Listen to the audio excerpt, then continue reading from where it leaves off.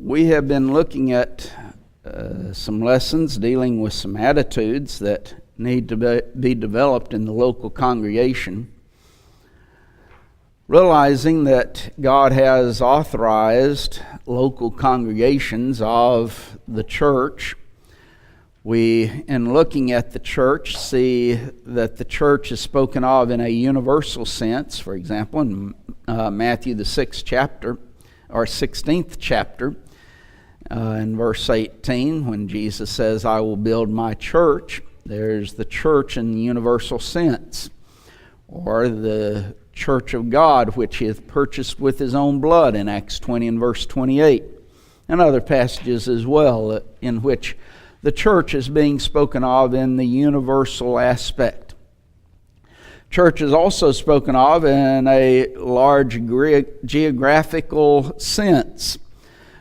For example, the churches of Galatia, dealing with the area, that entire geographical area of Galatia. And so the book of Galatians was written to all of the churches in that area.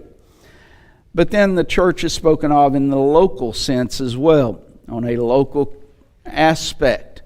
And there you see that Paul was writing to the church at Philippi, for example.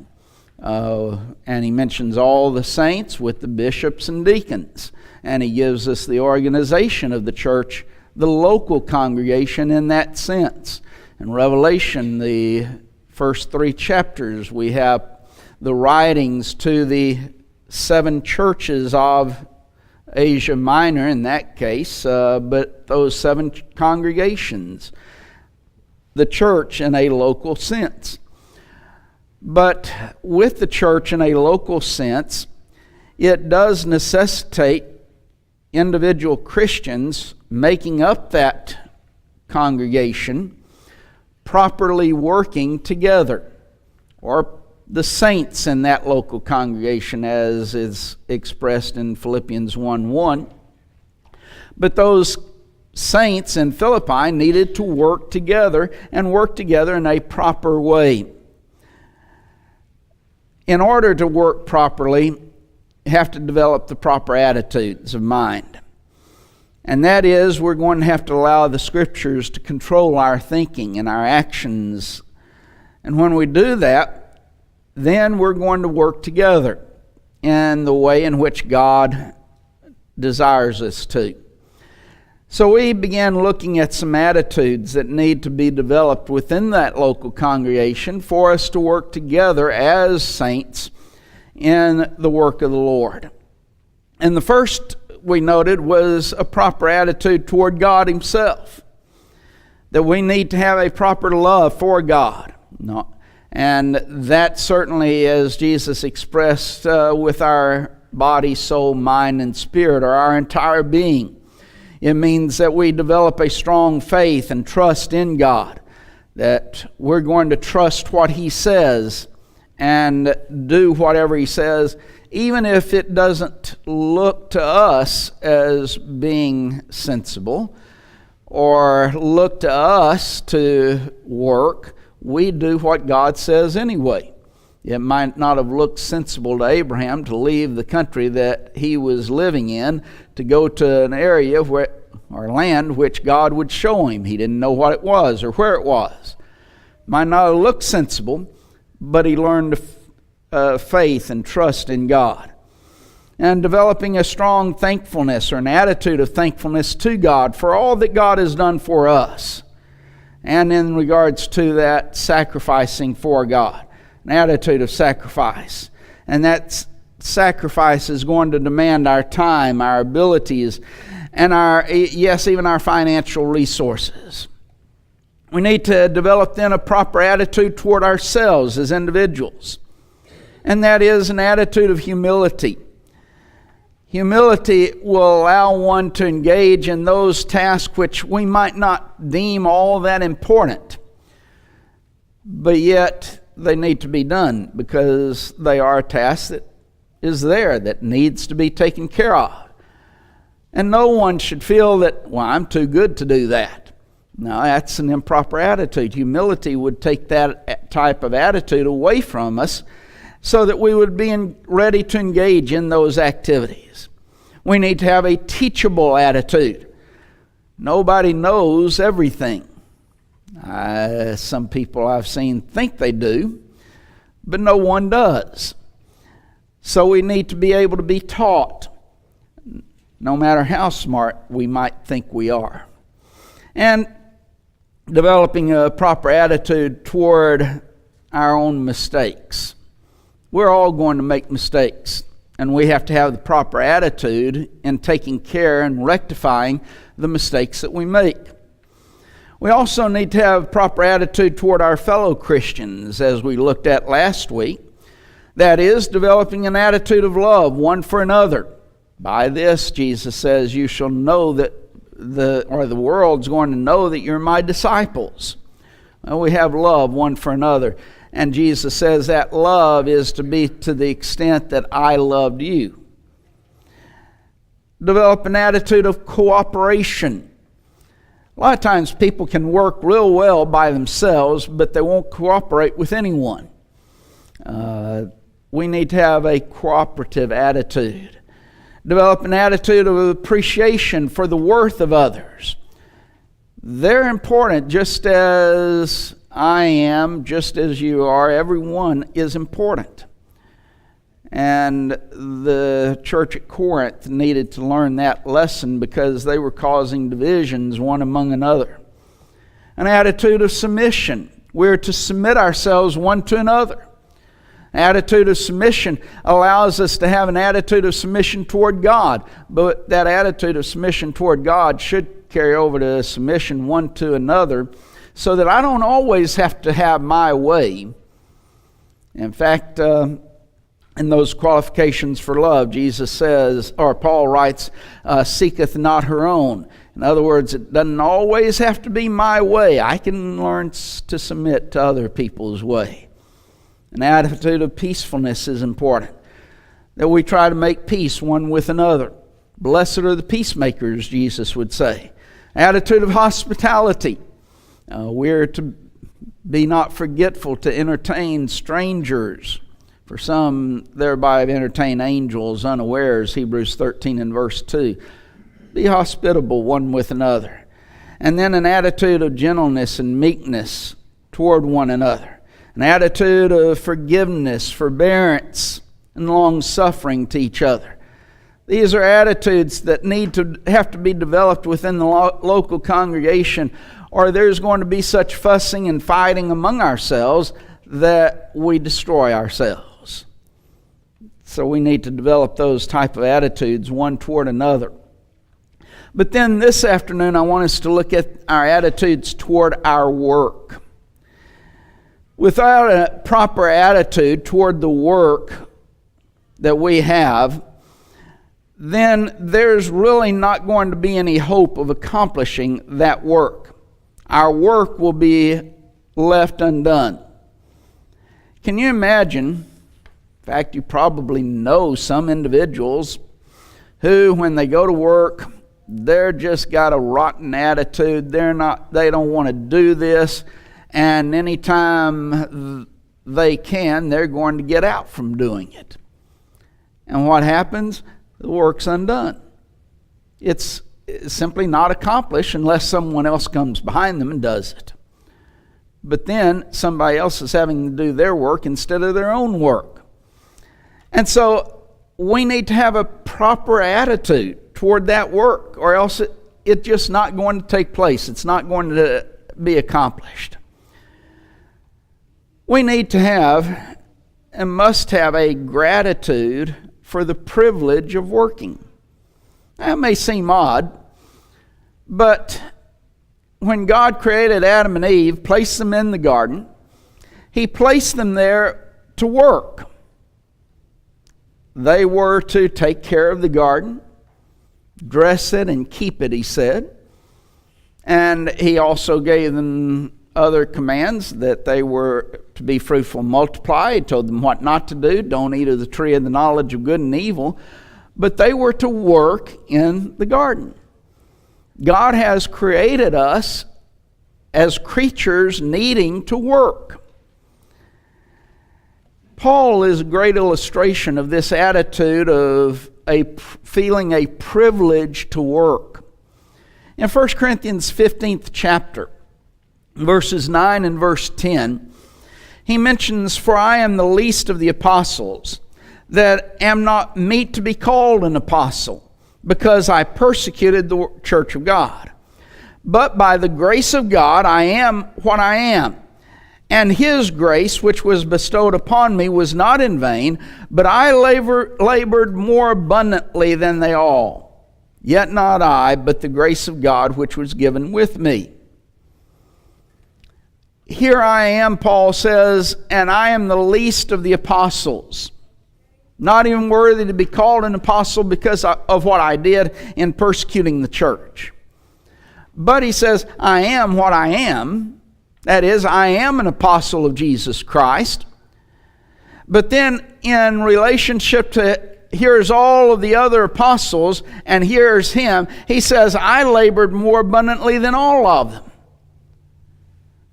But it wasn't me, it was the grace of God which was with me.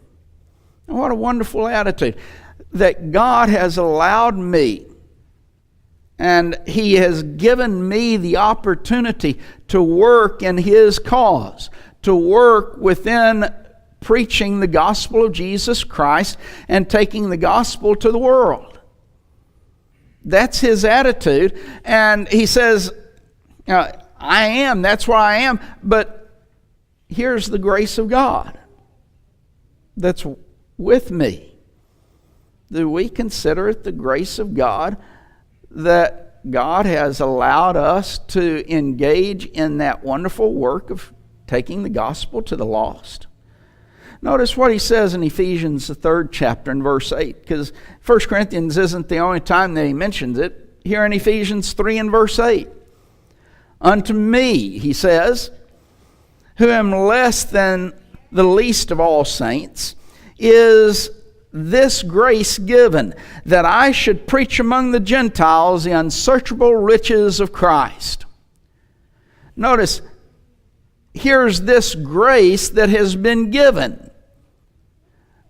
When we think of grace, what do we think of generally? How do we define it?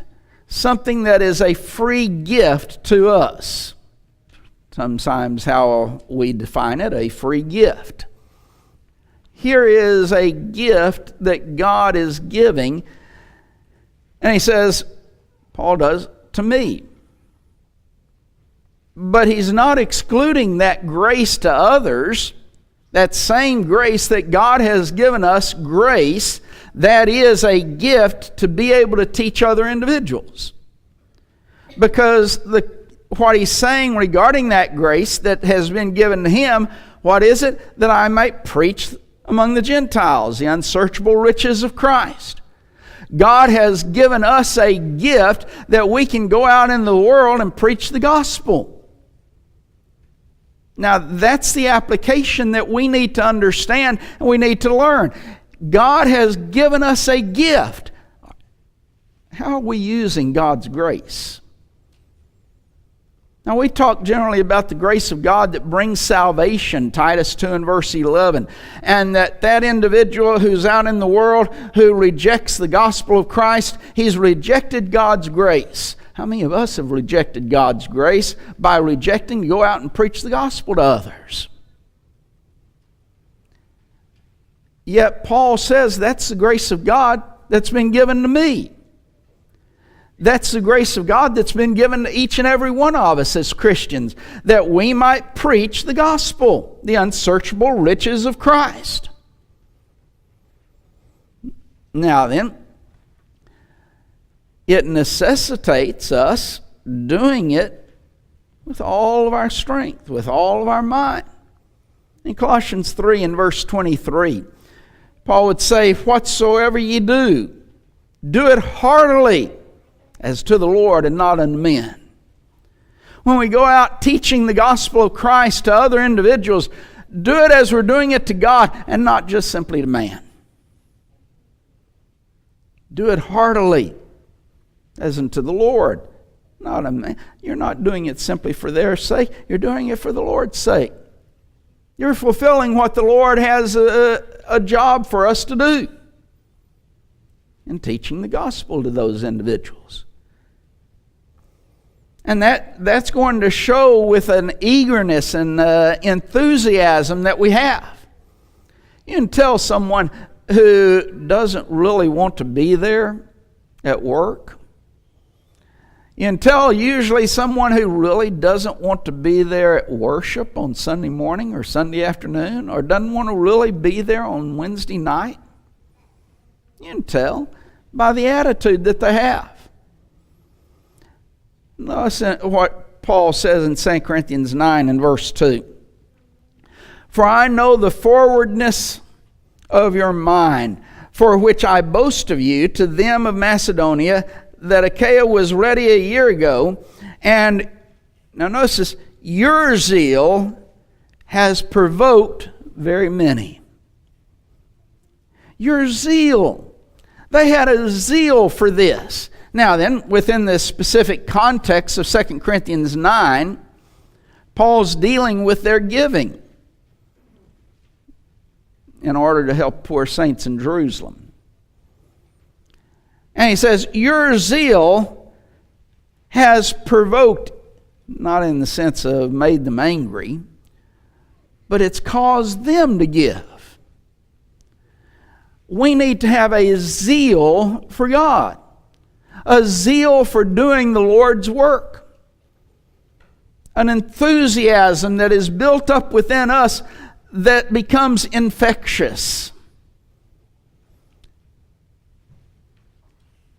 Which one is going to be infectious? Well, both of them are actually, but in a good way. The person who's acting miserable and that he has to be there and he doesn't really want to be there and he doesn't want to do this. Or the person, oh boy, we get to do this. Let's go and get this thing done. Let's do this work. Now then, both of them are going to be contagious to others. But Paul is saying, your zeal, that attitude of enthusiasm, is causing others to be enthusiastic about this and doing this. Through the years, within the Lord's church, it's been stated many times, I've heard it by numerous preachers, of the illustration of someone who obeys the gospel of Jesus Christ, and they come up out of that watery grave of baptism and they're so enthused and energetic about the Lord's work and trying to teach others, and other Christians back there over there in the side saying, yeah, just give them a little bit of time and now, they won't be like that anymore. Why? Why shouldn't their enthusiasm provoke us, get us excited, cause us to have that enthusiasm to get the Lord's work done, to convert other individuals, to save them from an eternal torment? And it also is going to need to develop within ourselves that attitude of learning to do the very best that we can. That means we continue to improve upon our work. There's times in which, I'll use Brother Cunningham here. He tells me that you sure are improving. And my response is generally something along the lines, well, I should be. I'm practicing it enough. But there's a principle that's there that should be recognized. We need to improve. We should be improving all of the time. If we're not, something's wrong with us. When we go out to teach someone, we might feel rather awkward if we hadn't done it before. Get into a discussion of the Bible with someone. We might get feeling fairly awkward and uncomfortable because we hadn't done it. But we think about it, we start studying what we've done, and the areas that we did that was right, the areas that we might need to improve upon. And we start working on those things, and we continue to do it, and we continue to improve. That's the principle that we need to be working on in regards to the Lord's work. But yet, many times, we don't have that type of an attitude. We get the attitude, well, I can't do this very well, so let someone else do it. Call the preacher or call the elders, and generally preachers and elders, they're always ready to go out and teach someone. And if someone sets up a Bible study with someone else, preachers, I don't know of any preacher who's not ready and willing to go and study in that type of a situation. Set them up. But we should not leave it to them. That's the point. Each and every one of us need to be doing it, and each and every one of us need to be improving and continuing to do it. And as we continue to do it, we're going to improve. We'll get better. Maybe we'll learn how to say something a little bit different that becomes more effective. That's learning. But simply because I might not be able to teach the Bible to someone as well as so-and-so over here doesn't mean that I shouldn't do it. And a lot of times that's the attitude that we have. Because I can't do it as well as him, I won't do it at all. And so I quit. That destroys the work of the local congregation. I notice a few passages with you and then draw some illustrations from it or some principles. In 1 Timothy 4 and verse 14, Paul writing to Timothy tells him, "Neglect not the gift that is in thee, which was given thee by prophecy with the laying on of the hands of the presbytery." Now, let me make it clear that the gift that Paul is encouraging Timothy to not neglect is within the context miraculous powers. Paul is saying you have these miraculous powers, don't neglect them. But we'll notice some principles that apply from that in just a moment. In 2 Timothy 1 and verse 6, again, still dealing with this miraculous powers, Paul says, "Wherefore I put thee in remembrance that thou stir up the gift of God, which is in thee by the putting on of my hands."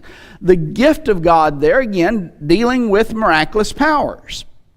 And Paul is saying, you stir up those miraculous powers, the gift of God. And you remember to do that. Now in Philippians 2 and verse 14, Paul would say, "Do all things without murmurings and disputings." And then one other passage, and then we want to look at some applications of it. In Hebrews 6 and verse 12. "That ye be not slothful, but followers of them who through faith and patience inherit the promises." Now then, some principles that we learn from these verses. First, we need to learn to be self-starters. You ever seen someone who, if you ever get them started, they'll be a good worker. But getting them started, that's a whole nother matter. You ever had, tools that are like that? Maybe a lawnmower or edger, getting it started. Man, it's a chore to get that thing started. But once it gets started, it does a good job. Well, we all know of things like unto that. And individuals like unto that. Once you get them going, they'll do a good job. But getting them going is a whole nother matter. It's just a fight to get them going. We need to be self-starters, though. Not needing someone else to prod us to get going, but willing to go ourselves. Willing to get into the work, see something that needs to be done, and you do it. See something an area in which you can work in, and you do it. That you don't have to go and be asked, will you do this? Just go do that. I think one of the great illustrations through the years has been teachers. And those who are, as we refer to them, educational directors. Teachers who are individuals who get the teachers to teach. And practically never do they ever have anyone come up and say, I want to teach. Might give the person a heart attack. Because it just doesn't happen. Why not? Generally, it's the exact opposite. They have to go and beg people to start teaching. Self-starting attitude is, I'm going to go and I want to get this done. I want to do this. Let me have it. What if we started giving people classes to teach? And you say, oh, well, no one's there. Okay, go get some students then. Get out and get some students, and then you'll have someone to teach. Bring them in. Why not do it that way? That seems a novel idea, though, doesn't it? It's just strange to us. Why? Go get someone to teach. That's the whole point of it. Or having Bible classes, go get someone to teach. That's being a self-starter, going out and getting someone. Instead of, well, we've got these that you need to teach. Come on, please teach. We need you to teach. And having to beg them to teach. Because we've got students that don't have teachers. Need to be self-starters. We need to approach that work with a positive attitude. Again, that attitude that is not a murmuring, complaining, griping attitude all the time, but a positive attitude about it and the work that we're doing and engaged in. It's so important within the Christian life to have that type of an attitude.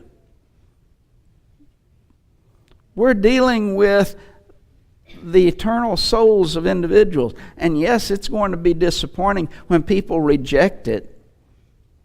I'm sure Christ was disappointed. In fact, you can read about his disappointment, for example, in Matthew the 23rd chapter and verse 37, when he says, O Jerusalem, Jerusalem, thou that stonest the prophets and killest them that were sent unto thee. How oft would I have gathered thy children together as a hen gathereth her chickens under her wings, and ye would not.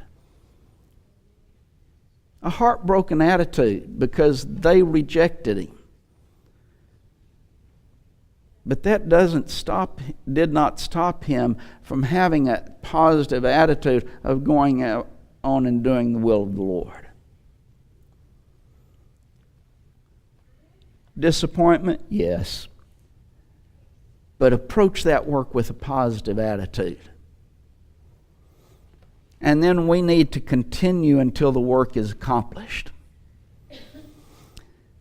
How many times do you see someone start a work and then before very long it's not being done? They started it, but they didn't finish it. I think of programs within the Lord's church. And we, throughout the years, and I'm talking about historically, not this congregation, but just about all congregations, we start a program. This program, that program, doesn't really matter what it is. But at the start of it, the first few times, the first few weeks or months, everyone is enthused about it and everyone's involved, and then it starts dropping off and dropping off. And before too awful long, they're back in the elders or those who are designing it, back in the room saying, now then, what can we do? What program can we start now? How can we get them to do this? And we rearrange the program, redesign it under a different cascade so that it will get people excited again and get people involved in it. Why? Because we get started, but we don't continue with it. If the army of Israel in the long ago had been like the church is in so many places, when they got to Jericho, they would have gotten there, and God gives them the instructions, and that first day they would have all of them would have marched around, and the second day, well, there would have been a few stragglers who didn't show up, and so they would march around, and the third day they'd lose a few more, and the rest would march around, and it would continue, and by the end of the week they would have hardly anyone that was there to march around the city. And I can see them on that seventh day as they marched around it 7 times. After the first time, some would be straggling. Well, let's just go in tent. This isn't doing anything. And after the second time and the third time, and they're going to lose people each time. Now, that's the way in which we see within the Lord's church today. And I'm talking about from a generic standpoint. You see a start of something, but then you just over a short period of time, generally, we lose interest and we stop it. Need to continue our work to the end, to the finish. And yet, so many times we don't. We'll start it and then we'll stop. But we don't have to wait for programs. One of the great problems in the church, I think, is we've programmed ourselves to death so that people get the idea, I can't do this unless we have a program involved in it. And so, because we don't get a program started in order to do this, it never gets done. Never gets started because we don't have a program. And that goes back to being a self-starter. Go do it. You don't have to have a program. You don't have to have anything arranged by the elders in which the congregation is going to be involved in. Go do it yourself. But wait, the congregation's not doing it. Well, so what? You do it. You get it done. You don't have to have the congregation involved in it. You do it. That's the whole idea of our work together and the proper attitudes that we need in order to accomplish the Lord's work. And yet so many times we sit back and wait, well, when is the elders going to set up a program to do this? And if they don't, then it never gets done because we're not self-starters. Learn to start it yourself, learn to do it yourself, and then continue it until it gets finished. And that's kind of the principles that we need to, some of the principles that we need to learn from these passages. Don't neglect that gift, Timothy. Stir up that gift. In other words, you continue it. Continue it to its end. And do it without murmuring and complaining and griping and disputings. Learn to work together in the work of the Lord. And don't be slothful in it, lazy. Continue on in that work. We have the greatest work that could ever be imagined, in that we are to be ministers of the gospel of Jesus Christ. God has given us a wonderful grace, a gift that He has given to us to teach the gospel of Christ. Into our hands have been committed the Word of God. Paul would write in 2 Corinthians 5, and he would remind them of the judgment. Verse 10, that we're all going to stand before the judgment seat of Christ. Verse 11, though, he says, therefore, we persuade men. We do it. Don't wait for someone else. Get to work yourself in teaching them the gospel of Jesus Christ so that they can be ready for that judgment. Let's get involved in the work of the Lord and continue it. Don't stop. Be enthusiastic about it. Don't grumble and gripe and complain. If you're asked to teach the gospel or get involved in Bible discussions with people, have an excitement to teach the gospel, to do the work of the Lord. Because without our work, the world's going to be lost. He's left it up to us. There's the story of the angels and speaking with Christ. After he's returned to heaven and the angels are talking, well, who's going to do this work for you now? Well, I've left it to the apostles and man. But wait a minute, what if they don't do it? And Jesus' response is, it won't get done then. Is our friends and our neighbors going to hear the gospel of Christ? Or is the work not going to get done? Yes, into our hands have been committed the wonderful word of life. Let's make sure we involve ourselves in the teaching and the preaching of it. If you're not a Christian this afternoon, we would encourage you to obey the gospel of Christ, for it's that which is going to save our souls. If you have obeyed that truth, you need to come back to faithfulness to God. We would encourage you to make things right and to repent of your sins as we stand and sing the invitation song.